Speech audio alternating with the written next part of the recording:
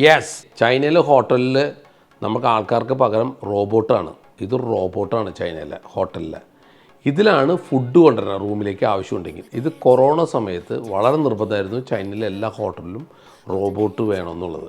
ഇപ്പോൾ നോക്കി നമ്മളൊക്കെ ഇനി എന്തോരം മാറാൻ കിടക്കണം, ലിഫ്റ്റിലേക്ക് തന്നെ കയറണം റോബോട്ട്. ഇനി നമ്മൾ ഏത് ഫ്ലോറിലാണെന്നുള്ളത് കറക്റ്റായിട്ട് ആ ഫ്ലോറിൽ പോയി നിൽക്കും. അപ്പോൾ ഞാനിത് എങ്ങനെ ചെയ്യണമെന്ന് നോക്കിയപ്പോൾ ഞാൻ ചെന്നപ്പോൾ എൻ്റെ റൂമിൽ വെച്ച് ഞാനൊരു ഫുഡിന് ഓർഡർ കൊടുത്തു. ഇതെങ്ങനെ വർക്ക് ചെയ്യണമെന്ന് എനിക്കറിയാൻ വേണ്ടി. അപ്പോൾ ഇത് ഒരു ലിഫ്റ്റ് എത്തി, അത് പോകാനുണ്ടോ. അപ്പോൾ അതെങ്ങനെ ചെയ്യണമെന്ന് ഞാൻ നോക്കുകയാണ്. അതൊരു ഡോറിൻ്റെ ഫ്രണ്ടിൽ വന്ന് നിൽക്കുകയാണ്. ഡോറിൻ്റെ ഫ്രണ്ടിൽ വന്ന് നിൽക്കുന്ന സമയത്ത് ഓട്ടോമാറ്റിക്കലി നമ്മുടെ റൂമിലേക്ക് ഫോൺ ബെല്ല് ചെയ്യും. നമ്മൾ എടുക്കുമ്പോൾ റൂം സർവീസ് ഓപ്പൺ ദ ഡോർന്ന് നമ്മുടെ ഫോണിൽ റെക്കോർഡിങ്ങിൽ പറയും. അപ്പോൾ നമ്മൾ ഡോർ തുറക്കും.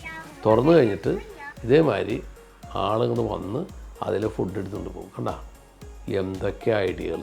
നമ്മളിനി എന്തോരം മാറാൻ കിടക്കണം.